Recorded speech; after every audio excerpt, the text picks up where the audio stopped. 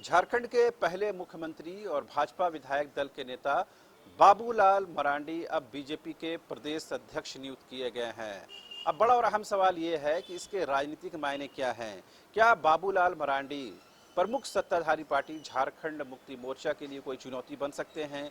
क्या उनके लिए कोई परेशानी का सबब बन सकते हैं? क्योंकि एक ट्राइबल फेस के तौर पर, एक आदिवासी चेहरा के तौर पर झामुमो के सामने एक चुनौती के तौर पर देखा जा रहा है। खास बात यह है कि जेवीएम झारखंड विकास मोर्चा का जब बीजेपी में विलय होता है, उसके बाद से ही कहीं न कहीं बाबूलाल मरांडी इस सरकार को और खास करके सोरेन परिवार को आड़े हाथे लेते रहे हैं। हर दिन उनकी ट्वीट को पर आप गौर करेंगे तो ये महसूस करेंगे कि किस तरह से बाबूलाल मरांडी जो हैं इस यूपीए सरकार को, इस हेमंत सरकार को कटघरे में खड़ा कर दे रहे हैं। एक आदिवासी चेहरा के तौर पर वो आदिवासियों के मुद्दे को मुखरता के साथ उठाते हैं। लेकिन बड़ा और अहम सवाल ये है कि क्या इससे झामुमो को नुकसान होगा? क्या आने वाले विधानसभा चुनाव की बात करें या लोकसभा चुनाव की बात करें, बीजेपी क्या जेएमएम को बाबूलाल मरांडी के माध्यम से कोई चुनौती दे पाएगी? हालांकि इस सवाल का जवाब हम लोगों ने केंद्रीय समिति की जो बैठक झामुमो को हुई है, उसमें विभिन्न नेताओं से, विभिन्न विधायकों से, विभिन्न सांसदों से बात की।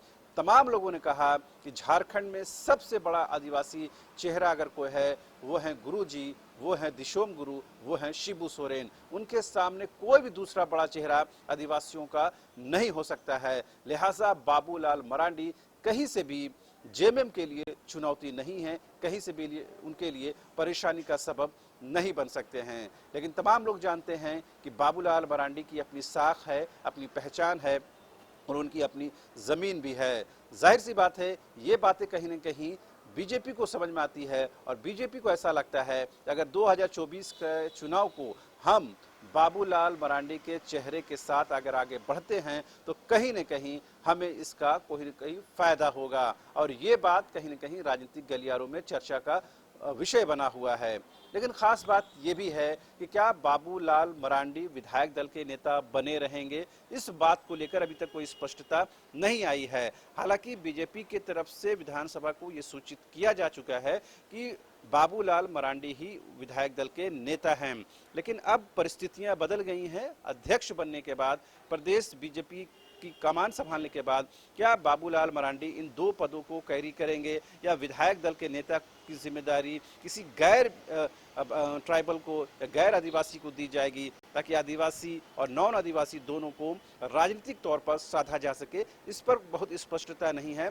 आने वाले 1 से 2 दिनों में मुझे लगता है कि इस पर स्थिति बहुत हद तक स्पष्ट हो जाएगी। लेकिन बड़ा और अहम सवाल ये होता है कि बाबूलाल मरांडी ने जैसे ही इस जिम्मेदारी को एक्सेप्ट किया और जैसे ही इस जिम्मेदारी को ओढ़ा, उन्होंने साफ तौर पर कहा कि केंद्रीय नेतृत्व ने जो भरोसा, जो उम्मीद और जो यकीन उन पर दिलाया है, उस जिम्मेदारी को वो पूरी तरह से धरातल पर उतारेंगे। पूरी ताकत और पूरे हौसले के साथ वो इस जिम्मेदारी को आगे लेकर जाएंगे। जाहिर सी बात है, सबसे पहला जो उनका लिटमस टेस्ट है वो डुमरी बाई इलेक्शन है। आपको पता है कि झारखंड में अब तक जितने बाई इलेक्शन हुए हैं उसमें रामगढ़ को छोड़ दें तो तमाम जो इलेक्शन हुए हैं उसमें यूपीए फोल्डर को जीत मिली है। रामगढ़ में आंसू को जीत मिली, वो पहली जीत एनडीए के तौर पर थी जो दीपक प्रकाश के कार्यकाल में हुई है।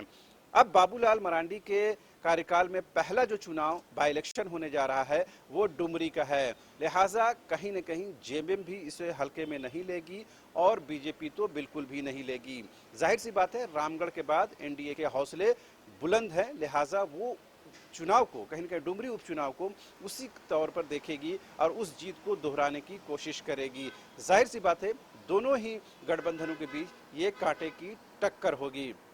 अब देखने वाली बात यह होगी कि बाबूलाल मरांडी के चार्ज लेने के बाद क्या पार्टी संगठन में भी बदलाव की गुंजाइश बनती है? क्या जो जेवीएम से जो लोग टूट करके बीजेपी में बाबूलाल मरांडी के साथ आए थे, बहुत सारे लोग आए थे, क्या उन लोगों को बड़ी जिम्मेदारी मिलेगी? पार्टी के संगठन में क्या कुछ व्यापक फेरबदल की संभावना है? आगामी चुनावों के मद्देनजर क्या कुछ बदलाव किए जाएंगे? इन तमाम चीज़ों पर बाबूलाल मरांडी की गतिविधियों पर तमाम पॉलिटिकल पंडितों की नज़र रहेगी। लेकिन हम यहाँ बात कर रहे हैं झारखंड मुक्ति मोर्चा, क्या बाबूलाल मरांडी उसके लिए चुनौती बनेंगे? अभी तक इस बात को जेएमएम ने सिरे से खारिज किया है। और जैसा मैंने बताया कि झारखंड में सबसे बड़ी आदिवासी चेहरा के तौर पर अगर कोई हैं तो वो हैं शिबू सोरेन, दिशोम गुरु। तो जाहिर सी बात है, इस बात में कोई कंट्रोवर्सी भी नहीं है कि गुरु जी का मान सम्मान तमाम झारखंड की जनता, पूरे देश की जनता करती है। लेकिन राजनीतिक तौर पर इसका कितना असर होता है वो देखने वाली बात होगी। लेकिन सबसे बड़ा पहला इम्तिहान बाबूलाल मरांडी के लिए होगा डुमरी का बाई इलेक्शन। लिहाजा उस वोट का, उस वोटिंग का, उस रिजल्ट का इंतजार करने की जरूरत है। फिलहाल आप देखते रहिए न्यूज़ 22 को। झूमेंगे घूमेंगे गाएंगे हम, वाइल्ड वाली वाटर पार्क जाएंगे हम। झूमेंगे घूमेंगे गाएंगे हम, वाइल्ड वाली वाटर पार्क जाएंगे हम।